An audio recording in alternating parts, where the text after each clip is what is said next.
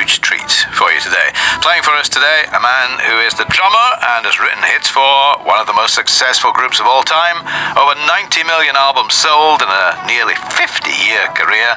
He's also a highly acclaimed singer-songwriter in his own right and has ended an 8-year wait for his fans by releasing Outsider, his 6th solo album. I'm delighted to say that this icon from Queen is on the phone now, Roger Taylor. Good morning, Roger.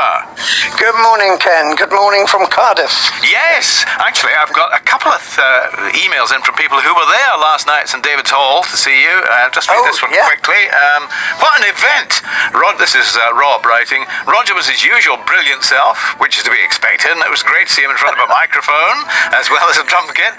The band were truly brilliant, crystal clear sound, great light show, a real midweek treat. There you are. Oh, marvellous. That's a nice review.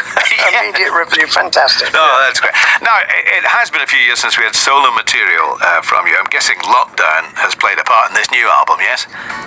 That's right, really. I mean, it was the sort of spur that got me going. I thought I'd better use the time locked up down there in Cornwall, use it creatively to come up with some new songs, and so we ended up with the album Outsider. Yeah. And are the songs, are they sort of different, do you feel, from work you've done previously?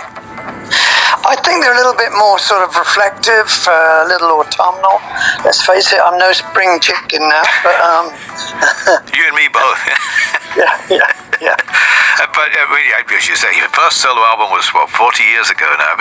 You've always been a bit of a one-man band on your own material. I mean, writing, producing, playing on it. Do you want to keep it all to yourself? Yeah. Well, I think if it's a solo album in the true sense, you can express yourself more individually, you know, and yeah. That's not to say that you're not. It's not without collaboration, of course, because Katie Tunstall is on the latest single. How did that come about? No, it's a true solo album, yeah. So, I don't know. It's been great fun playing it with this band, though. Got the most wonderful band on the road, and it's going great. We're having a ball. So, are the touring band on this session that we're hearing today? Which song are we hearing today? Well, we're going to play your new single. We're all just trying to get by, first of all. So that's with the band, yeah? Yeah, that was recorded at rehearsal, actually, with the band, yeah. So if there's any mistakes, I apologise in advance. There won't be, but we will listen to it now. So, Roger, thank you very much. We'll come back and talk a little more in a moment or two, but let's hear it now. It's Roger Taylor, and the special, exclusive recording of the latest single, We're All Just Trying to Get By. So, delighted to have you on the show. Oh, look, it's worked already. Jane Townsend has tweeted to say, tickets purchased for Bexhill on Sea next Sunday. Excited to see Roger. So good. Now, the whole album, as I was saying, is written almost entirely by you, but you've done a cover of the clapping song on that. Why is that? Yeah, I remember the clapping song from the 60s, and Shirley Ellis. I really loved that record, and I had a very old vintage drum kit which I used on it, so just to get that try and get that 60s kind of vibe to it, and it was a fun cover to do, so I thought I'd stick that on there. It's a lot of fun, that one. Speaking of the vintage drum kit, how many have you got now? Have you done a count of drum kits? I've got most of my old drum kits, not all of them. I guess I've got about 12 probably. Right, okay. You know, covering different tours, different colours. That's not too bad, 12. I was expecting something in the hundreds. So No. They do take up a bit of space. Drums, but only a few kits. Right. Now, as I was saying, the tour is on at the moment. You're back out tomorrow in Liverpool on the road until the 22nd of October, finishing at Shepherd's Bush. Do you still enjoy being out on the road? Well, it's very different to a Queen tour now, which is a very sort of enormous affair.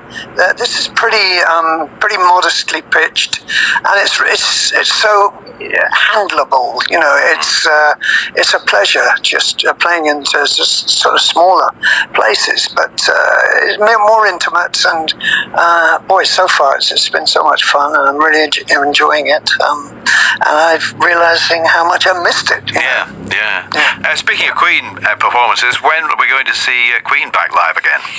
Yeah, well, we have a very big tour of Europe coming up in May, June, and July next year, 22. And we're all really looking forward to it. Brian's been not too well, and he's now recovered and recovering, and we're marshalling our forces to get out there in the next spring. Great. Yeah. Cannot wait. Now we're going to hear one of the great Queen favourites, one of your own compositions. It's Radio Gaga. And now I've heard various stories about the genesis of this, the composition of this. Can you settle it once and for all how this came about? Don't mention Genesis. No, sorry. The beginning.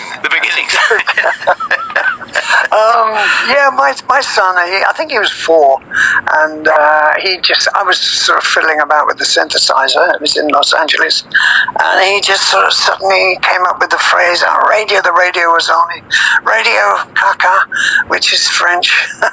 And so I just translated that to Gaga, and that was about it, really. That's where the title came from. Yeah. So the 4-year-old son at the time. Yeah, I also gathered that she told us actually it's where Lady Gaga got her name from the song. So extraordinary. Oh, that I didn't know. So that's fantastic, Yeah. right? So All started by a 4-year-old. absolutely. So Roger, we're going to play that now. Your version of that exclusively for us. Wonderful to talk to you, and thank you so much for being with us. And huge success with the rest of the tour. Thank you, Ken. All the very best to you. Thank you. Thank you for watching.